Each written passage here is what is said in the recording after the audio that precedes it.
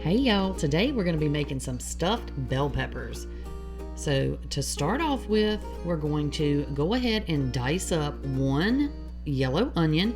And this is kind of I guess maybe a medium onion. It's not very big, but you can cut up as much as you like. If you don't like a whole lot of onion, then cut up a little small onion or use half of an onion.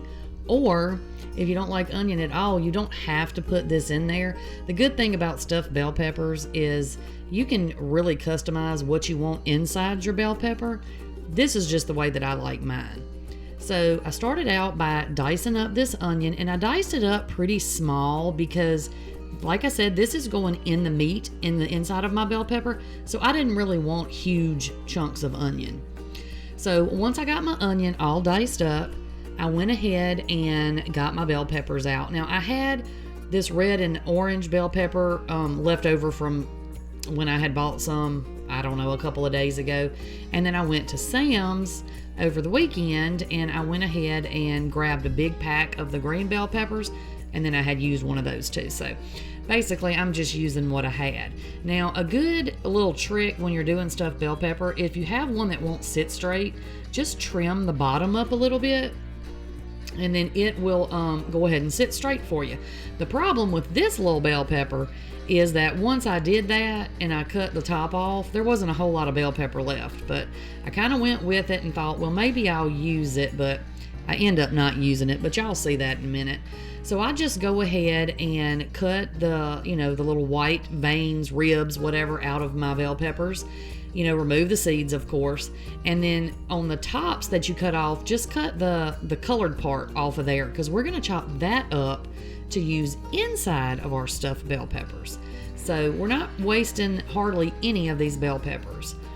So I went ahead and washed my bell peppers up, and make sure that you drain the water out of those as good as you can. And then you're going to pop these in the oven for about 15 minutes or so, because we don't necessarily want a fully crunchy bell pepper, when we make our stuffed bell peppers. And bell peppers take a while to cook. So go ahead, if you cook them a little bit ahead of time, they'll be softer when you cook it, when you stuff them and put them back in. So just let those sit in the oven while you're getting this all done. And again, I just took my bell peppers, the one that I ended up not using, and then the tops that I had, and I just cut them into little small dices, and that's what I used to put inside my bell pepper. Isn't that pretty, y'all? Look at all that color. So then you're going to take your ground beef, just 1 pound of ground beef, or you can use ground turkey or chicken or whatever you like. And I go ahead and break it up just a little bit in my pan, and y'all see back on that back burner I've got my rice cooking. So go ahead and just chop your meat up and start it browning, and then we're going to go ahead and add up our little diced onion, and we're going to add in our little bell peppers that we chopped up.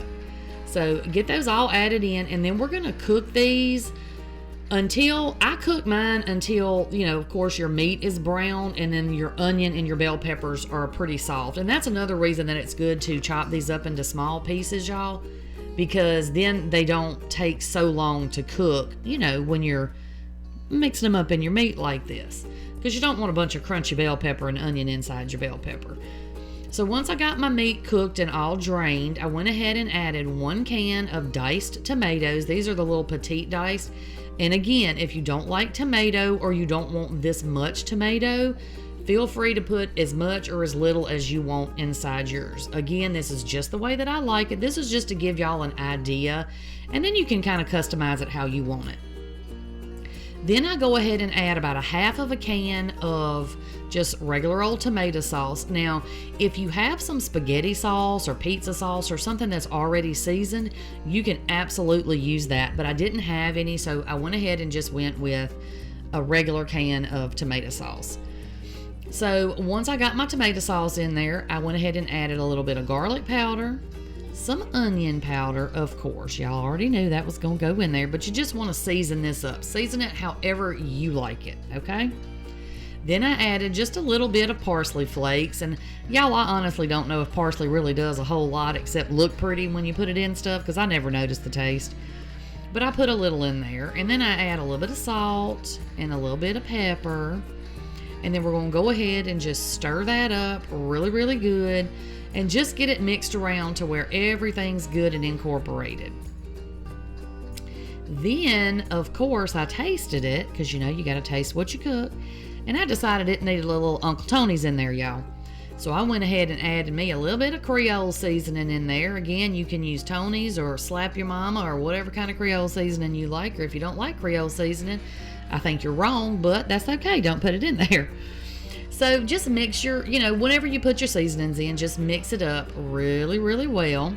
And you see there's no oil down in there. I drained all that grease out. Then we're just going to go ahead and add about a half a cup, or about a cup, not a half a cup, about a cup of rice. And you can use instant rice. You can use regular rice. You can get one of those like the Uncle Ben's seasoned rices, and you can use that if you want to, just whatever you have.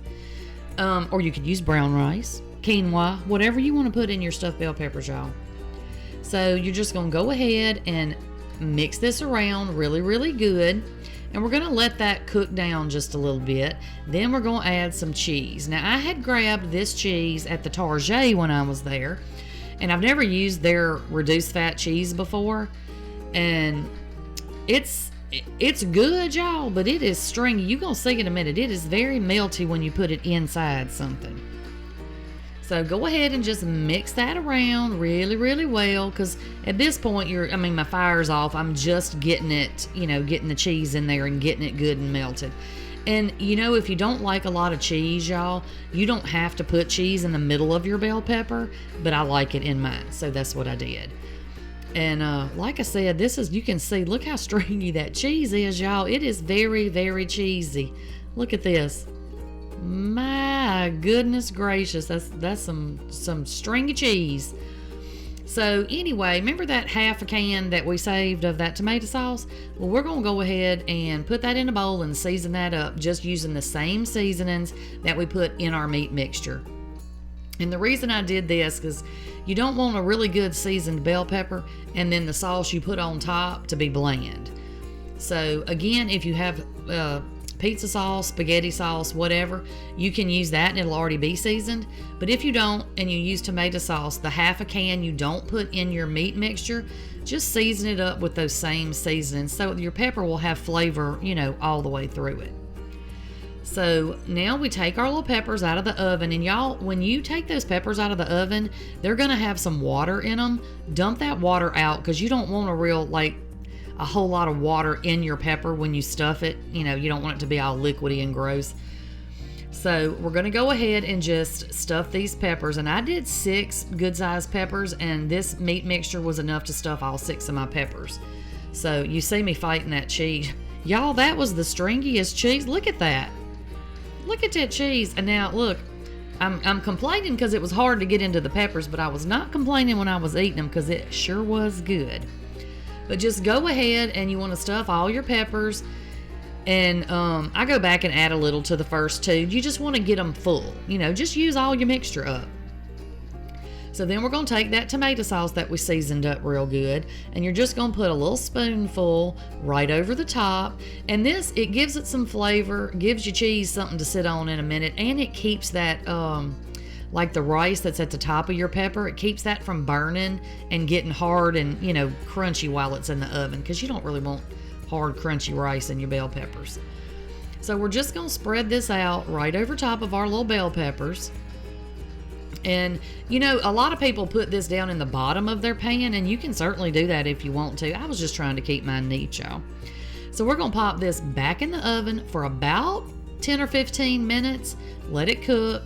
Then we're going to take it out, and we're going to add our cheese, just our little bit of cheese right on top of each one of our peppers. Now I'm using mozzarella and I'm using reduced fat. You can use full fat, you can use cheddar cheese, mixed shredded cheese, whatever kind of cheese you like. I just had this mozzarella, so that's what I used. So I popped it back in the oven for about 20-25 minutes, and this is what they look like when they come out. Now you see how they're wrinkly right there? That just means they're good and soft. Now, I didn't want them too soft because I did freeze some of these. But y'all, this stuff on the inside of these doggone peppers is so good. Like, I am telling you, you could just eat it and not even need the darn bell pepper. But of course, the bell pepper is good too. So you just slice right down the middle, and I'm gonna give y'all a little look and what the inside looks like. Y'all, it is so good. So I'm gonna pop y'all another video to watch right up here, and I will see y'all next time. Bye, y'all.